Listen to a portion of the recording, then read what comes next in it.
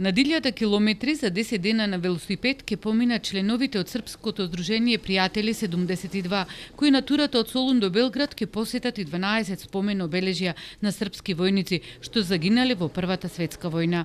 Возејќи по патеката по која поминале нивните предци пеши и под полна опрема по битките за ослободување, сака да одадат почит по повод 100 годишнината од пробојувањето на Солунскиот фронт.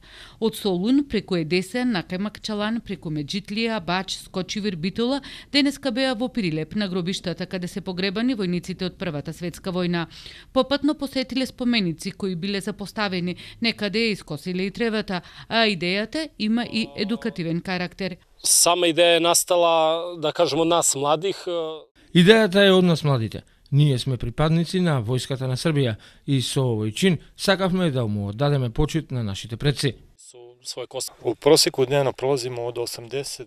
Во просек поминуваме од 80 до 140 километри. Најтешко беше качувањето на Кајмакчалан.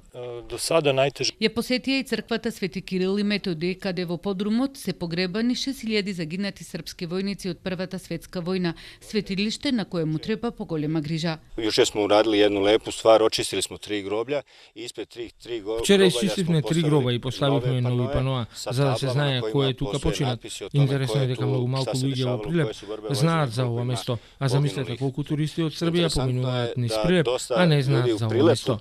Не зна за тај податак, а можете мислити колико онда тек. 12 припадници на специјалните сили на Србија и на Република Српска исцрпувачкото патување преку Штип и Куманово ќе го продолжат до Белград со цел со проектот по патеките на солунците, слободни синови, да се запознае јавноста како што објаснуваат тие со степенот на страдање во Првата светска војна, кога имало и велосипедски единици.